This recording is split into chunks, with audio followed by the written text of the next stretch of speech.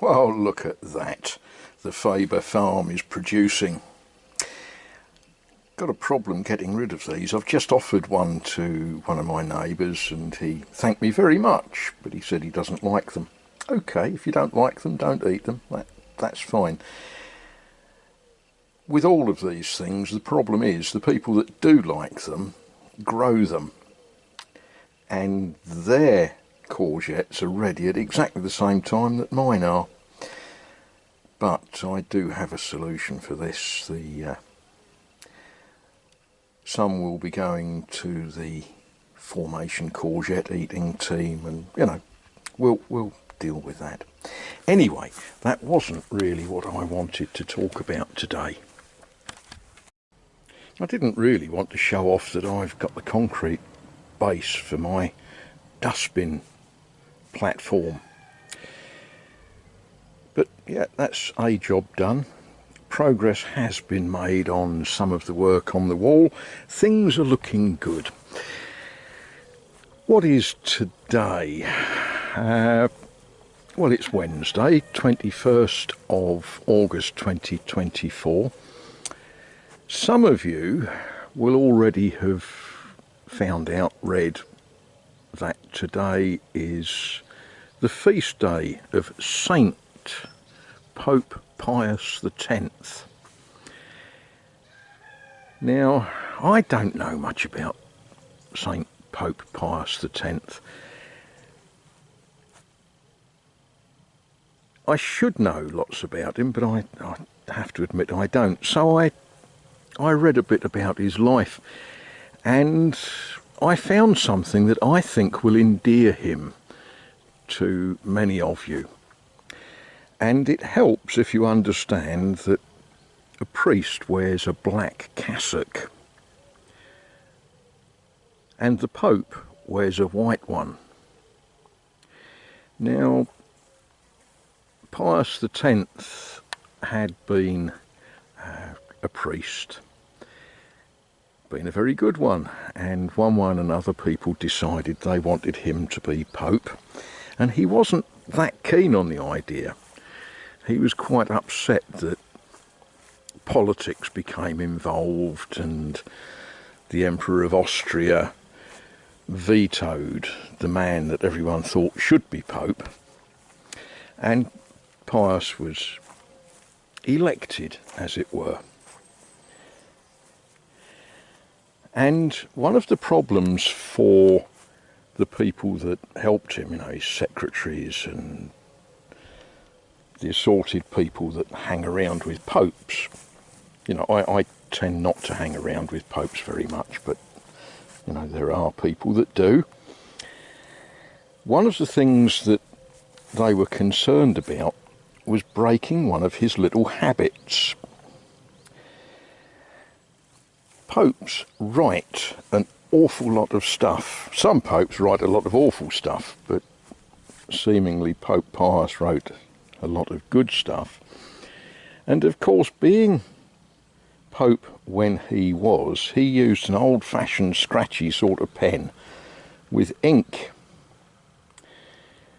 And it was his normal habit that when the pen needed cleaning, he would wipe it on his cassock, which sort of didn't matter when he was a priest wearing a black cassock. But as Pope, wearing a white one, it would not have been good, would it? Anyway, I thought, knowing how some of you work in your workshops, I thought that you might find that a comical little anecdote about a pope that we remember today. Now, I'm going to tag on the end of this some odd little bits of video that I shot on Sunday. I needed to get them off the chip in the camera, and they're a bit disjointed, and I didn't film nearly as much as I'd hoped to. Sunday gone, we celebrated Mass in the little church dedicated to Saint Maurice in Villiers. Now, that church pretty much never gets used. You know, I took you there for a concert a little while ago, but it really doesn't get used, and it was an absolute joy to see the place filled with people, because a pilgrimage was passing that direction, and it was where they were going to have their Sunday Mass. So lots of us turned up. We absolutely filled the place. It was a beautiful, beautiful service. The pilgrimage carries with them a statue, and I know some of you aren't too keen on statues, and I know some of you are pretty indifferent to them, but anyway, the statue they carry, we were all looking at it thinking, who's that? So we asked one of the organisers of the pilgrimage, and he said Saint Jacques. And I said thank you very much, and I was still not much the wiser, because of course he was talking in French, and you have to remember that Jacques in French is sort of Jacob in English or Latin, or James, not in English, in German, and in English it is James. You know, the James after whom the church in, where is it in Spain? Compostela, is it? Where the big pilgrimages go. And James the Apostle is often seen as one of the great patron saints for pilgrimages. So they carry with them a statue of St. James.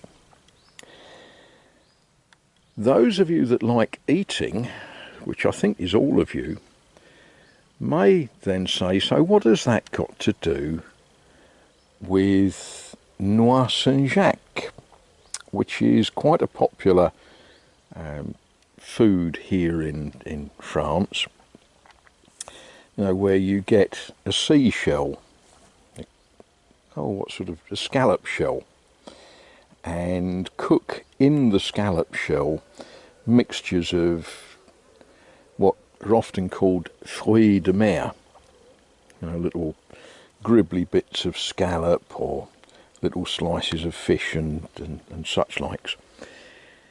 And of course the scallop shell is often used as a way marker for pilgrimage routes. And I'm going to pull this courgette off the plant while we're standing here.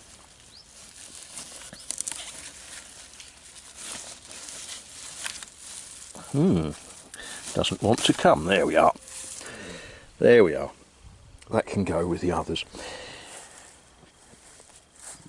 So, yes, scallop shells. And if you go on a pilgrimage to somewhere like Canterbury, you will see pavements with bronze scallop shells set into them to let you know that you're on the right path.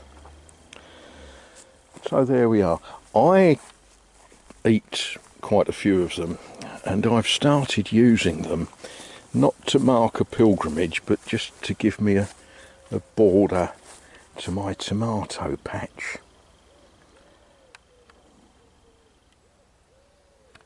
Well, today's a little bit different. It's Sunday, of course, and I'm going to turn you off while I say hello to some people. Yes, all good stuff. The service today, the Mass today, is part of a pilgrimage, and it's here in the little church at Villiers. This church doesn't have very many services because, in truth, there's hardly anybody that lives in the town. So, yeah, this will be a little bit different to our normal Mass. And at the moment we're having a discussion about who this statue is of. I'm sure later on someone will tell us. Monsieur, le statue, c'est quel son? C'est Saint-Jacques. C'est une statue de Saint-Jacques Saint-Jacques. qui a été fabriquée par Alban de Cacré, qui est un sculpteur très, très talentueux. Oh, merci. Et sur le QR code, vous accédez à son site.